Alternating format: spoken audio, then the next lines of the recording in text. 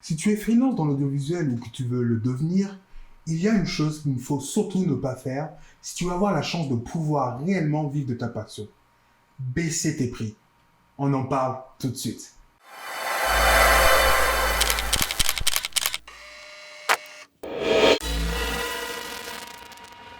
Vous êtes sur Focus, l'émission business pour les freelances de l'audiovisuel qui souhaitent transformer leur passion en argent. Salut, je m'appelle Justin et je suis vidéaste indépendant. Et sur cette chaîne, j'aide les créateurs de contenu comme toi à développer leurs compétences entrepreneuriales pour faire décoller leur business.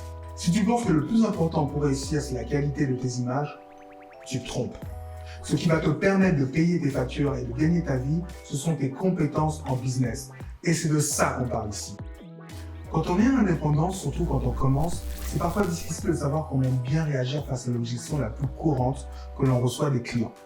Le prix. C'est trop cher, c'est hors budget. C'est une des réactions habituelles que l'on reçoit après avoir annoncé notre prix sur un projet.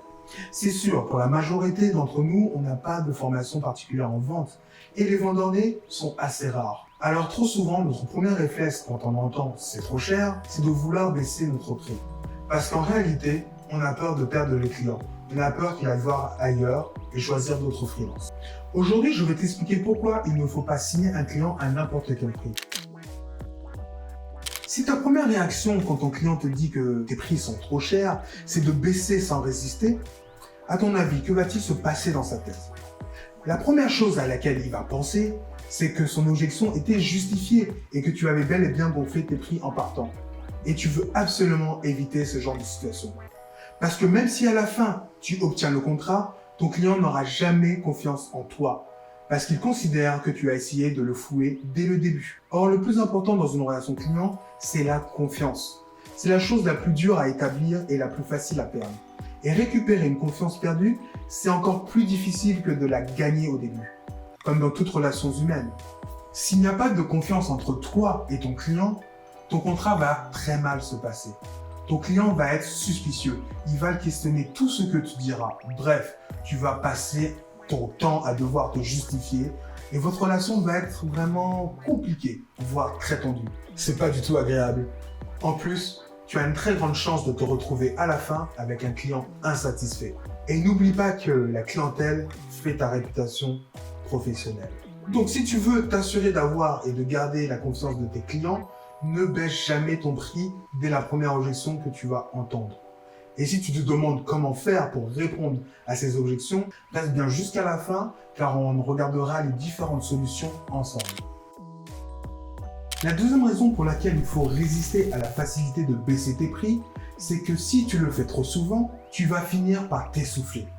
Alors c'est sûr, les contrats vont rentrer, tu vas être content. Mais ça va te donner énormément de travail et tu vas finir par te rendre compte que vraiment tu es sous-payé pour les efforts que tu fournis. Et ça, crois-moi, sur le long terme, ça ne marche pas. Ça ne marche pas pour deux raisons. La première, tu vas finir par t'épuiser physiquement et tu risques même de faire un burn-out. Et deuxièmement, tu vas finir par devenir aigri vis-à-vis de tes clients en te disant que de toute façon, pour ce qu'il te plaît, tu n'as pas à faire les choses aussi bien que ça. Ton travail va perdre en qualité et tes relations clients aussi. Tu peux même finir par ne plus aimer ce que tu fais. Un autre point majeur à ne pas sous-estimer est que si tu passes ton temps à ne pas être payé à ta juste valeur, c'est ton estime de toi en tant que professionnel qui risque d'en prendre un sacré coup. Alors respecte-toi. Fais-toi payer à la hauteur de ton travail. Ne tombe pas dans le piège de la facilité en cassant tes prix pour t'assurer d'avoir des contrats. Ce n'est pas comme ça que tu vas devenir un freelance heureux avec une activité stable et rentable. Outre le fait de perdre la confiance de ton client et de risquer la survie de ton activité, céder au réflexe de baisser tes prix à la première objection va donner l'image d'un freelance bas de gamme.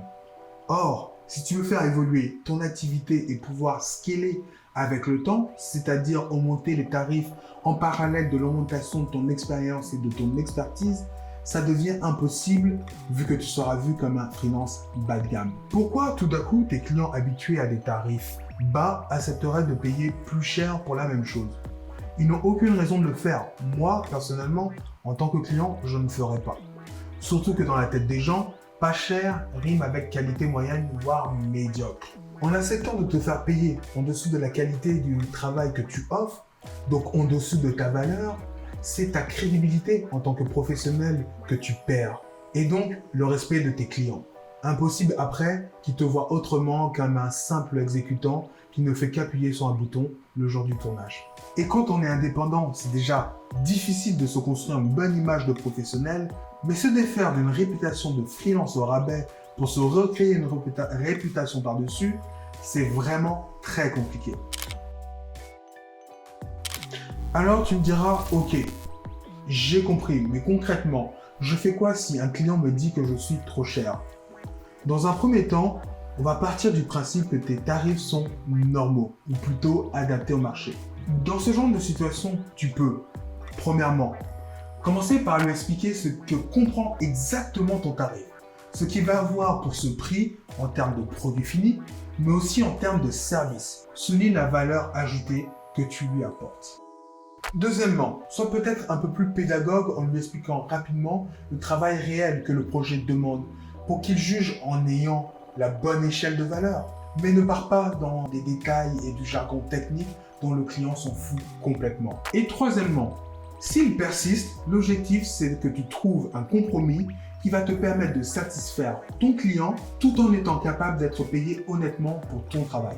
Par exemple, pour moi, quand j'accepte de diminuer mon prix, c'est toujours en échange d'une contrepartie. Ça peut être un délai de livraison plus long, un acompte plus important au début du contrat, un élément du service que je vais supprimer, ça peut être par exemple livrer 2 formats différents de vidéos au lieu de 4, ou encore je peux passer un accord avec le client qui va garantir un nombre précis de collaborations avec lui.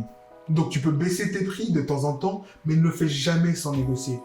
Comment veux-tu que tes clients te respectent en tant que professionnel si toi-même tu ne te respectes pas suffisamment pour te faire payer au juste prix? Être capable de défendre tes prix et de les justifier, c'est t'assurer d'avoir une clientèle en confiance qui respecte la valeur de ton travail pour, au final, pouvoir vivre de ta passion. Pour conclure, si on finit avec ce mauvais réflexe de baisser tes prix à la moindre objection, tu as 2 choses à faire. La première est donc de t'inscrire sur cette chaîne et d'activer la cloche pour être sûr de ne manquer aucun de nos conseils. Et la deuxième, c'est de bien retenir ceci. Si ton client te dit que ton prix est trop cher, ce n'est pas du tout négatif. Au contraire, c'est une preuve de son intérêt. Si un client n'est vraiment pas intéressé par ton service, il va juste passer son chemin. C'est simple.